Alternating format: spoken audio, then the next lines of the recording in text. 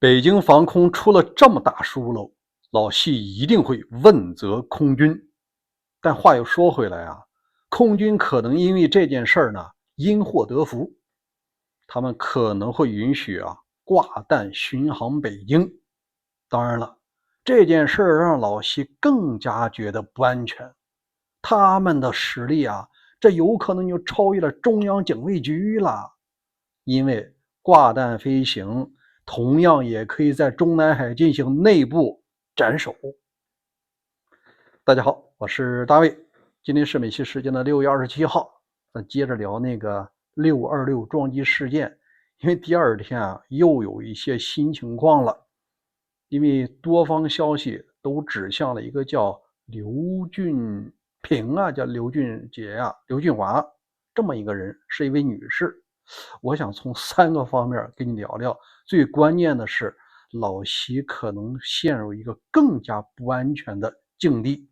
接下来不光要防着中央警卫局，也可能会防着挂弹飞行的飞机了。咱们先说这个媒体报道的这个肇事者驾机撞大楼的是谁呢？现在一些证据指向一个内部人士，他叫做刘俊华，这是一位女士。按照官方公布的官衔呢，她是中信集团下属的中信银行下属的叫信银理财的总经理。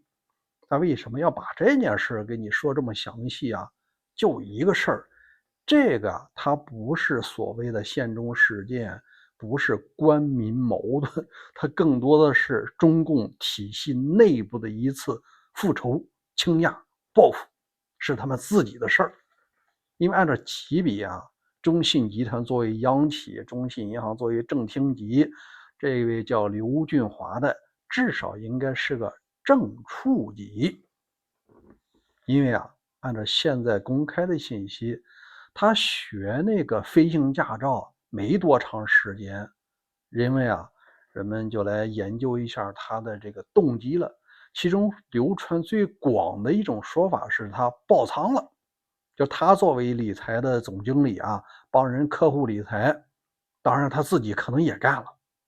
但我就觉得呢，这件事他有一个一般人想不通的地方。这种高风险的有杠杆的投资确实能让人倾家荡产，他就是干这个的，他自己难道不清楚吗？另外，这中信建投也没求着你投你不是你自己的选择吗？你亏了以后，你应该是自责，而不应该去报复你的企业呀。这是第一个我感觉想不通的事咱也不排除这种说法。第二种我认为可信度就更大一些，因为这符合他的这些行动轨迹，不回头直接就撞向了中关村了。也就是说呢，他不光是为了钱，钱是王八蛋，你亏了还能赚吗？对吧？哪怕一辈子背上债，他也有其他的路你哪知道他有没有隐秘海外财产呢？是吧？既然说命都不要了，这可能未必就是钱的事儿了。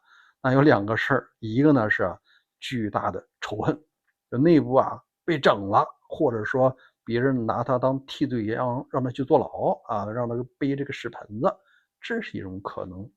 当然了，也有一种可能就是男女之事什么这个包二奶是吧？又被谁谁骗了，都有可能。这个实际上是中信银行内部的管理问题了自己的人马你没管住。当然了，也有人说，他如果想制造这种氛围这种轰动性，他应该直接驾着小飞机呢撞击中南海，什么紫光阁怀仁堂银年堂实际上呢，我想说的是，他可能也盘算过了。如果说他驾着这小飞机是一头扎到的中南海里，无论你撞上哪栋大楼吧，甚至是老习现在办公的春熙斋，他呢大多数人呢你看不见，你也没有录像，也没有这个东西，那官方完全可以说子虚乌有，所以说他就白撞了。但是如果他撞了那个北京最高建筑中关村，第一呢他复了仇了，冤有头债有主，就是奔着自己领导去的。第二呢，这飞机撞完了一定会撒一地，事实上也有10几个人在下面受伤了。这件事儿啊，它是纸里包不住火，一定会轰动全球。他呢这个目标啊算是实现了。那第二个方面呢，我想跟大家聊聊这次的责任人啊，他就是中国空军，或者说具体点呢，负责首都防卫的这个中部战区空军。昨天的节目咱说过了啊，公安包括那卫戍区司令啊，现在他是长舒了一口气。你老西问责，你问责不着我，因为啊，这种低空的防御啊，不归公安局管，也不归属于陆军的卫戍区管，它就是中部战区空军的事儿，你没法推。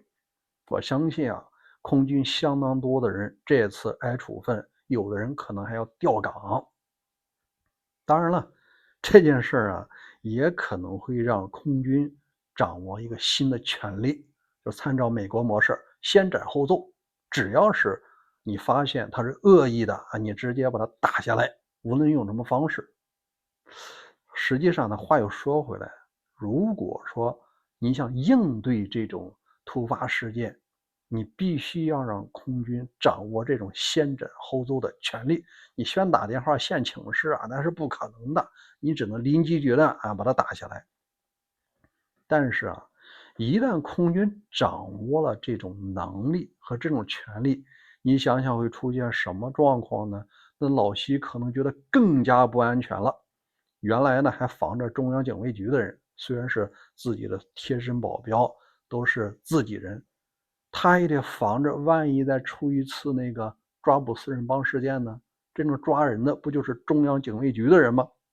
对吧？抓的可是老毛的妻子啊和自己的亲信啊。所以说啊，他在防中央警卫局的同时，可能也要防着能够挂弹飞行巡逻的空军。